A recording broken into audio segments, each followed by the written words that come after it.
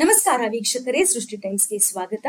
ಅಂತಾರಾಷ್ಟ್ರೀಯ ಮಟ್ಟದಲ್ಲಿ ಸುದ್ದಿ ಮಾಡಿದ್ದ ಪ್ರಜ್ವಲ್ ರೇವಣ್ಣ ಅತ್ಯಾಚಾರ ಪ್ರಕರಣಕ್ಕೆ ಸಂಬಂಧಪಟ್ಟ ಹಾಗೆ ಮಹತ್ವದ ತೀರ್ಪು ಹೊರಬಿದ್ದಿದೆ. ಮಾಜಿ ಪ್ರಧಾನಿಗಳ ಮೊಮ್ಮಗ ಮಾಜಿ ಸಂಸದ ಪ್ರಜ್ವಲ್ ರೇವಣ್ಣ ದೋಷಿ ಅಂತ ಸಾಬೀತಾಗಿದೆ. ಪ್ರಜ್ವಲ್ ರೇವಣ್ಣ ಮೇಲಿದ್ದ ನೂರಾರು ಆರೋಪಗಳಿಗೆ ಪ್ರಮುಖವಾಗಿ 4 ಕೇಸ್ ದಾಖಲಾಗಿತ್ತು. ಇಂದು ಪ್ರಕಟವಾದ ತೀರ್ಪು ಮೈಸೂರಿನ ಕೆಆರ್ ನಗರದ ಮಹಿಳೆಯ ಅಪಹರಣ ಮತ್ತು ಅತ್ಯಾಚಾರ ಪ್ರಕರಣಕ್ಕೆ ಸಂಬಂಧಪಟ್ಟಿದ್ದು. ನಿಮಗೆಲ್ಲ ತಿಳಿದಿರೋ ಹಾಗೆ ಮನೆ ಕೆಲಸದ ಮಹಿಳೆಯ ಅತ್ಯಾಚಾರ ಪ್ರಕರಣ ಬೆಳಕಿಗೆ ಬರಬಾರದು ಅಂತ ಆಕೆಯನ್ನ ಅಪಹರಿಸಿ ಹುಣಸೂರು ಹತ್ತಿರ ಇರೋ ತೋಟದ ಮನೆಯಲ್ಲಿ ಕೂಡಿ ಹಾಕಲಾಗಿತ್ತು. ಇದರಲ್ಲಿ ಮಾಜಿ ಸಚಿವ ಪ್ರಜ್ವಲ್ ರೇವಣ್ಣ ತಂದೆ ಎಚ್.ಡಿ. ರೇವಣ್ಣ ಹಾಗೂ ತಾಯಿ ಭವಾನಿ ರೇವಣ್ಣ ಮತ್ತು ಸತೀಶ್ ಬಾಬು ಅನ್ನೋ ವ್ಯಕ್ತಿ ಸೇರಿದಂತೆ ಒಟ್ಟು 9 ಆರೋಪಿಗಳಿದ್ರು. ಆದ್ರೆ ಎಚ್.ಡಿ. ರೇವಣ್ಣ ಹಾಗೂ ಭವಾನಿ ರೇವಣ್ಣಗೆ ಈಗಾಗಲೇ ನಿರೀಕ್ಷಣಾ ಜಾಮೀನು ಪಡೆದಿದ್ದಾರೆ. ಈ ಪ್ರಕರಣದ ಮೊದಲನೇ ಆರೋಪಿ ಪ್ರಜ್ವಲ್ ರೇವಣ್ಣ ವಿಚಾರಣಾ ಖೈದಿಯಾಗಿ ಬೆಂಗಳೂರಿನ ಪರಪ್ಪನ ಅಗ್ರಹಾರ ಜೈಲಿನಲ್ಲಿ ಇಡಲಾಗಿತ್ತು. ಇಂದು ಬೆಂಗಳೂರಿನ ಜನಪ್ರತಿನಿಧಿಗಳ ವಿಶೇಷ ನ್ಯಾಯಾಲಯ ಪ್ರಜ್ವಲ್ ರೇವಣ್ಣ ಅಪರಾಧಿ ಅಂತ ಹೇಳಿದೆ. 7 ತಿಂಗಳಿನಿಂದ ವಿಚಾರಣೆ ನಡೀತಾ ಇತ್ತು.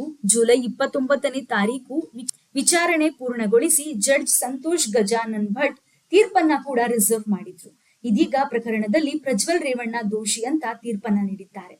ಒಂದು ದಿನ ಬಿಟ್ಟು ಅಂದ್ರೆ ನಾಳೆ ಶಿಕ್ಷೆಯ ಪ್ರಮಾಣ ಪ್ರಕಟವಾಗುವ ಸಾಧ್ಯತೆಗಳಿವೆ. ಭಾರತೀಯ ನ್ಯಾಯ ಸಂಹಿತೆ ಪ್ರಕಾರ ಭಾರತೀಯ ನ್ಯಾಯ ಸಂಹಿತಾ 2023 BNS ಪ್ರಕಾರ ಅತ್ಯಾಚಾರಕ್ಕೆ ಕನಿಷ್ಠ 10 ವರ್ಷ ಅಥವಾ ಜೀವಾವಧಿ ಶಿಕ್ಷೆಗೂ ಅವಕಾಶ ಇದೆ. ಹಾಗಾದ್ರೆ ಮುಂದೇನು? ಪ್ರಜ್ವಲ್ ರೇವಣ್ಣ ಹೈಕೋರ್ಟ್ ಮತ್ತು ಸುಪ್ರೀಂ ಕೋರ್ಟ್ ಮೆಟ್ಟಿಲೇರುವ ಸಾಧ್ಯತೆಗಳು ಕೂಡ ಇದೆ. ಈ ಪ್ರಕರಣದ ಬೆಳವಣಿಗೆಯನ್ನ ನೋಡೋದಾದ್ರೆ BK ಸಿಂಗ್ ನೇತೃತ್ವದಲ್ಲಿ SIT ತಂಡವನ್ನ ರಚನೆ ಮಾಡಲಾಗಿದೆ. 2000 ಪುಟಗಳ ಚಾರ್ಜ್ ಶೀಟ್ ಅನ್ನ SIT ತಂಡ ಸಲ್ಲಿಕೆ ಮಾಡಿತ್ತು.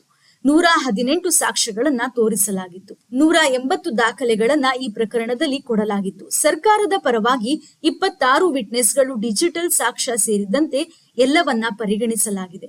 ಸಾಕ್ಷ್ಯಗಳನ್ನ ಬೆದರಿಸೋದು, ಟ್ರಯಲ್ಗಳನ್ನ ಡಿಲೇ ಮಾಡೋದು, ಇದೆಲ್ಲ ಮಾಡೋಕೆ ಆರೋಪಿ ಪ್ರಯತ್ನ ಮಾಡಿದ್ರು ಅಂತ ಸಂತ್ರಸ್ತರ ಪರ ವಕೀಲರು ವಾದ ಮಾಡಿದ್ದಾರೆ. ವಿಚಿತ್ರ ಅಂದ್ರೆ ತೀರ್ಪು ಪ್ರಕಟವಾಗುವ ವೇಳೆ ಪ್ರಜ್ವಲ್ ರೇವಣ್ಣ ಮಂತ್ರವನ್ನ ಪಠಿಸ್ತಾ ಇದ್ರಂತೆ. ಅದರಿಂದ ಏನಾದ್ರೂ ಚೇಂಜಸ್ ಆಗಬಹುದಾ ಅನ್ನೋದು ಅವರ ನಿರೀಕ್ಷೆಯಾಗಿತ್ತು ಅನ್ಸುತ್ತೆ. ತೀರ್ಪು ಪ್ರಕಟವಾಗ್ತಿದ್ದಂತೆ ಕಣ್ಣೀರು ಹಾಕೋಕೆ ಶುರು ಮಾಡ್ಕೊಂಡಿದ್ದಾರೆ ಪ್ರಜ್ವಲ್ ರೇವಣ್ಣ.